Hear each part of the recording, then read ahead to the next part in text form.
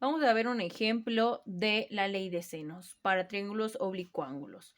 Entonces tenemos nuestro siguiente ejercicio, tenemos el triángulo ABC con ángulos de para B 57 grados, para C 43 y para A pues desconocemos su ángulo, lo vamos a calcular.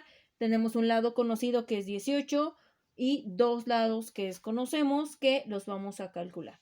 De principio vamos a ver si efectivamente podemos utilizar la ley de senos. La ley de senos nos dice que una de las condiciones es conocer dos ángulos y cualquier lado. Entonces, efectivamente tenemos el valor de dos ángulos y el valor de un lado. Entonces, efectivamente podemos trabajar con ley de senos. Bien, entonces vamos a tener la ley de senos que es de la siguiente manera. A, seno de A, B, seno de B y C, seno de C.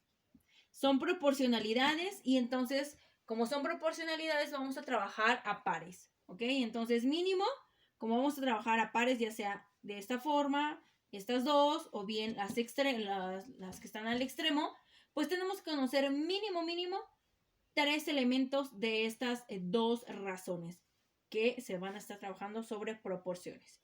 Bien, A, B y C minúsculas corresponden a los valores de los lados y A, B y C mayúscula corresponden a los ángulos. Bien, aquí podemos calcular sin demasiado cálculo el ángulo A. Sabemos que la suma de los ángulos interiores de un triángulo deben de sumar 180. Entonces tenemos 43 más 57, eso nos da 100 grados. Entonces tendría que el ángulo A tendría que estar midiendo 80 grados. ¿Por qué?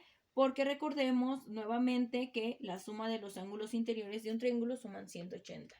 Bien, entonces pues ya tenemos la suma, bueno, conocemos, mejor dicho, la medida de cada uno de los ángulos. Ahora bien, voy a pasar a sustituir en la ley de senos. Para A, no conozco el valor de A, entonces lo dejo sobre seno de A.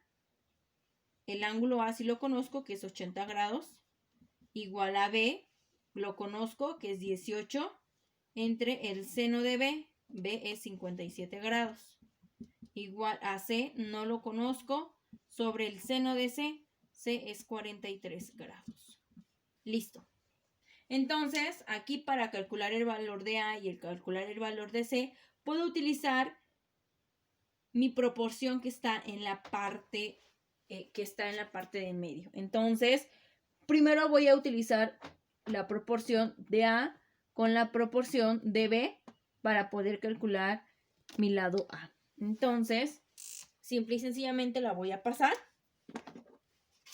Es decir, A es igual a seno de, bueno, entre seno de 80 igual a 18 entre el seno de 57. Y simple y sencillamente voy a hacer una regla de 3. Es decir, A igual a seno de 80 grados por 18 entre el seno de 57 grados. Y entonces voy a hacer esos cálculos. Seno de 80 por 18 entre seno de 57 grados. Y eso me da un total de 21.13. Entonces A vale 21.13. Listo. Ya tengo el valor de mi lado A, que es 21.13. Me falta el valor de C. Entonces, para utilizar el dato que acabo de calcular, voy a utilizar la proporción de C y la proporción de A. Es decir, A que vale 21.13 entre el seno de 80 va a ser igual a C entre el seno de 43. Repito, aquí para poder calcular a C estoy trabajando con la proporción de A. Puedo también trabajar con la proporción de 18, que es con respecto a B, ¿ok? Pero para utilizar el dato que acabamos de calcular, pues por eso es que estoy trabajando con la proporción de A. Y listo, para C también hago una sencilla regla de 3, que es 21.13 por el seno de 43 grados entre el seno de 80. Listo. Hacemos cálculos, que es 21.13 por el seno de 43 entre el seno de 80.